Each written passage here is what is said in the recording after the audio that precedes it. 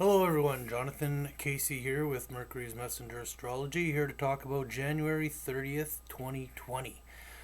I need to apologize to everyone. I missed 2 days of videos here between not having internet at my camp and yesterday I just had a pounding headache all day. I'm someone who refuses to take aspirin or Tylenol or anything like that uh, unless it just gets to a point where I can't shake it, um, which that happened last night. It just carried with me all day. I did take a light aspirin, um, and I still woke up at 4 in the morning feeling the headache, but it's gone now. Um, thank goodness. Um, so I tried tolerating it, but yeah, it got to me to the point where I needed to um, take something to try and get rid of it. And anyhow, um, I just want to say with the days here that I missed speaking about the astrology, that life isn't easy. Things don't just happen. Um, I think really like everything requires work and challenging decisions. At least that's how it's been for me lately. And um, I feel like I possibly missed an opportunity to better myself. I feel like really the universe is asking me to do stuff for me. However, I'm far too considerate of other people, which in many ways my entire life I felt was a blessing. However, I've lately been thinking largely about something that Ram Dass had said. He was talking about Ram Dass has a spirit friend, a disembodied friend, I think he calls it, named Emmanuel, who Ram Dass always felt like um, spiritual enlightenment uh, was to explore realms outside of the physical reality. When this disembodied friend of his, Emmanuel, told him like, why don't you take the curriculum, uh, like living in the body and doing um, real world things, um, and so basically like experiencing life to its fullest and doing what sometimes taking the things that you need, um, rather than waiting for them to come to you, or hoping that they're offered to you. They might be offered to you in uh, in a see, Neptune was involved here in a foggy kind of way, in a offered to you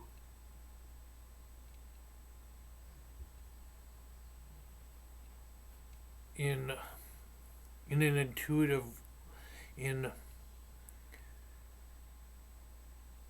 you know what I mean, in like a, without going straight out and saying this is for you. Um, it was made available, and however, um, there was uh, still an element of unclarity, of fog, if if uh, if you can just grab a hold of this, and or not, you know. And I feel like that's something that I just recently experienced. Um, yeah, I don't know. Anyhow, let's look at the charts here and talk about the 30th. First, I'll even mention. Um, so we kind of missed it over the days that I was not there. Was Venus conjunct Neptune, squaring Mars. I believe I mentioned it, but I didn't really talk about it, right? So this is action in what we believe, um, versus uh, what we value, um, in this like matrix, in this dream, uh, and Neptune adding that fog element there, that little bit of confusion on um, this valued thing that was offered, where we had that choice to act or not. Um, See, now I'm feeling, and maybe everything happens for a reason, you know. Now I'm feeling like, after really looking at that aspect, it could have brought some extra clarity to my actions, um, the other day. Uh, all I was really thinking about was my last video of the moon, of Black Moon Lilith coming into Aries. Um, Here today we have the moon conjunct Chiron, and Black Moon Lilith as well. Like earlier in the day, the moon. Let's go back a couple hours and see here. The moon would have entered Aries at 6:30 a.m. approximately. You'd have to adjust your time zone. And now we're at what, I think we're at like 1:30. Yeah, 1:30 about. So yeah, she just transited over Chiron as well. So the moon might have been bringing some clarity, right? Mars is the first sign of the zodiac, is action, is fire. So, and it's the resetting of the zodiac wheel, and coming over Chiron and Black Moon Lilith. I feel our wounds and our fears, um, were we were getting the intuition, the downloads, I guess, of of the moon's stay in Pisces, um, and what kind of happened with that aspect, right? Mars even rules Aries, so act. Did we act or didn't we act? Um, and that moon now kind of gaining that insight from the results of that situation. So, man, astrology for me this year, and I feel one of the dangers of astrology. Like originally, what I got into astrology for was to fuel my hope, and it did, and it gave me a sense of hope and faith. But now I honestly feel uh, disappointment after disappointment. I just um,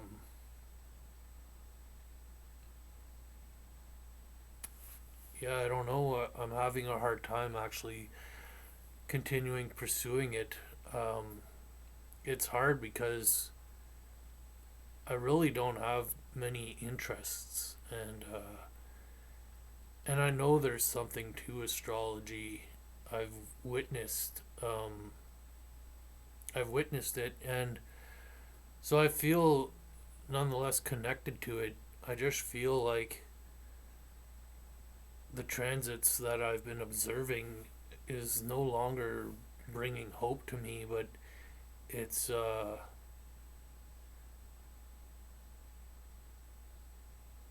maybe it's age.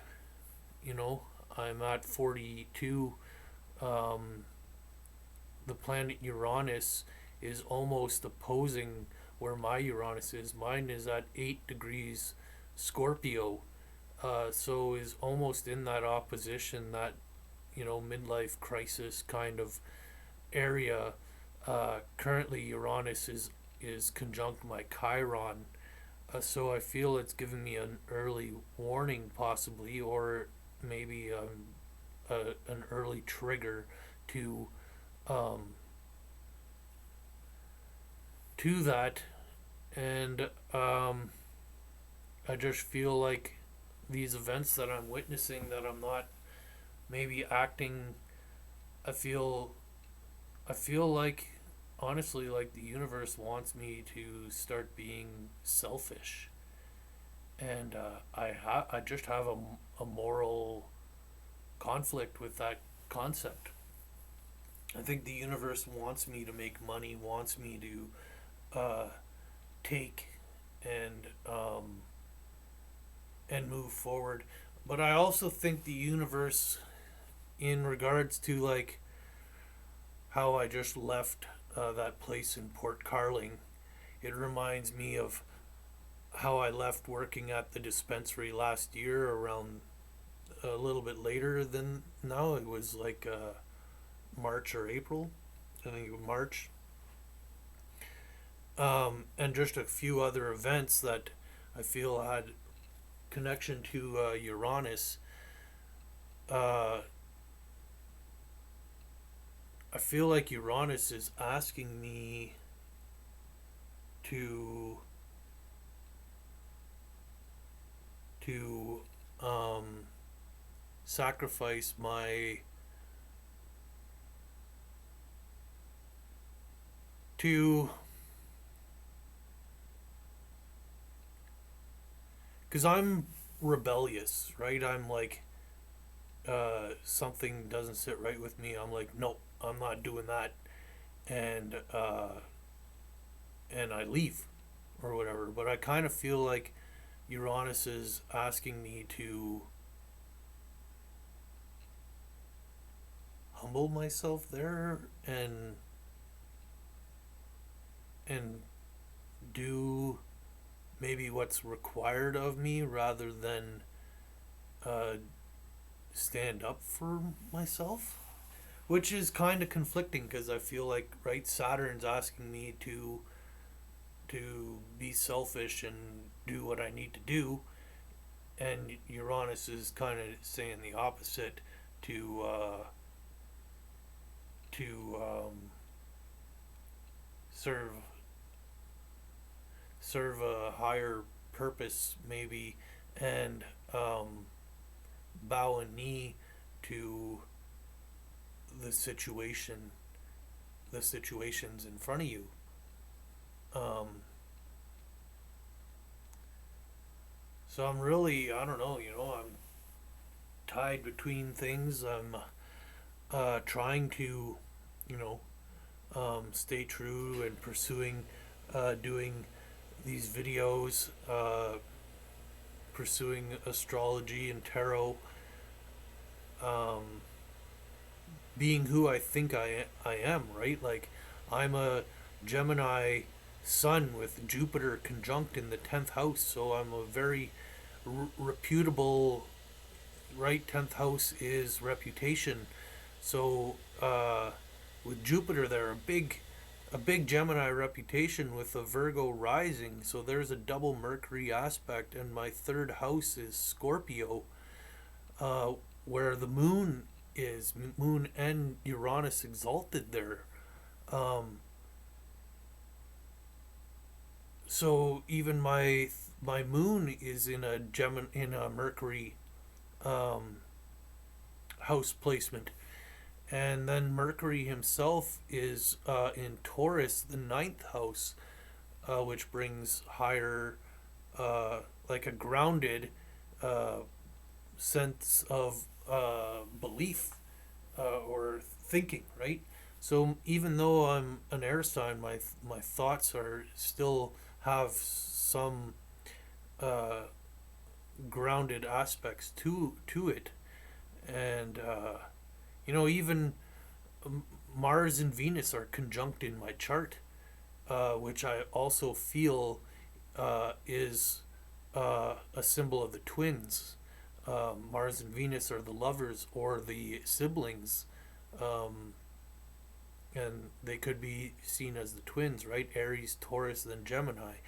Aries being Mars, Taurus being uh, Venus, and then Gemini being the the one and two is making the three, is making the twins, the duality between those two signs.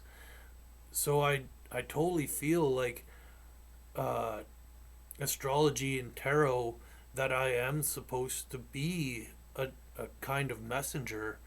Um, Yet I don't know how I can really be a messenger when I don't even feel like I have my own shit together. You know, I feel like uh, I'm supposed to be an example, and maybe the hardships that I am going through is the example. I just was hoping to be like a symbol of faith, and of hope, um, of like believe in it'll happen or whatever, you know. Uh, I feel like I've already done my stay through hell. Mercury's supposed to be that messenger who goes between heaven and hell.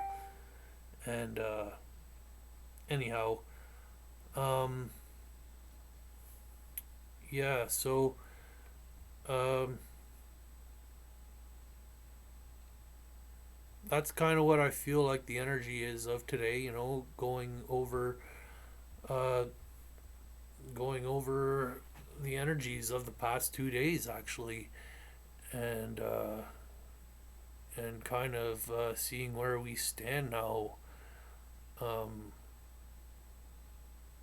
and and whatnot and whatnot. All right. Well, thanks for watching. See you guys all again tomorrow. Bye for now.